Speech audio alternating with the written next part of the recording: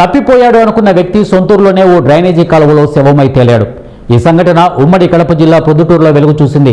పోలీసుల వివరాల మేరకు స్థానిక ఈశ్వర్రెడ్డి నగర్కు చెందిన నరసింహులు అనే వ్యక్తి పాత బట్టల వ్యాపారి 40 రోజుల క్రితం ఇంటి నుంచి వెళ్లిపోయి అదృశ్యమయ్యాడు. నెల రోజుల క్రితం అతని భార్య రమాదేవి స్థానిక 1 టౌన్ పోలీసులకు ఫిర్యాదు చేశారు.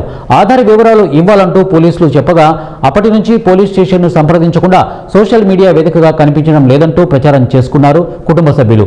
ఆ తర్వాత తమ బంధువులు ఉన్న చోట అంతటా వెతికారు. అయితే ఇవాళ స్థానిక రామేశ్వరం రోడ్డులో మున్సిపల్ సిబ్బంది మురికి కాలువల్లో పేరుకుపోయిన చెత్తను తొలగించేందుకు బండరాలను తొలగించారు. దీంతో కొల్లిపోయిన శవం బయటపడింది. దీంతో పోలీసులకు సమాచారం ఇచ్చారు. నరసింహులు కుటుంబ సభ్యులను పిలిపించి ఆరా తీయగా ఆ మృతదేహం నరసింహులుదే అని గుర్తించారు. సదరు నరసింహులు తాగుడు అలవాటు ఉందని కుటుంబ సభ్యులు చెబుతున్నారు. మృతదేహం పడి ఉన్న చోట 2 వైన్ షాపులున్నాయి. తాగి మురికి కాలువలో పడిపోయి మృతి చెంది ఉంటాడని భావిస్తున్నారు. అయితే దాదాపు 40 రోజులుగా శవం కుళ్ళిపోయినా అది కాలువ లోపలకు ఎలా వెళ్ళిందనే దానిపై అనేక సందేహాలున్నాయి. 1 టౌన్ పోలీసులు కేసు నమోదు చేసుకుని దర్యాప్తు చేపట్టారు.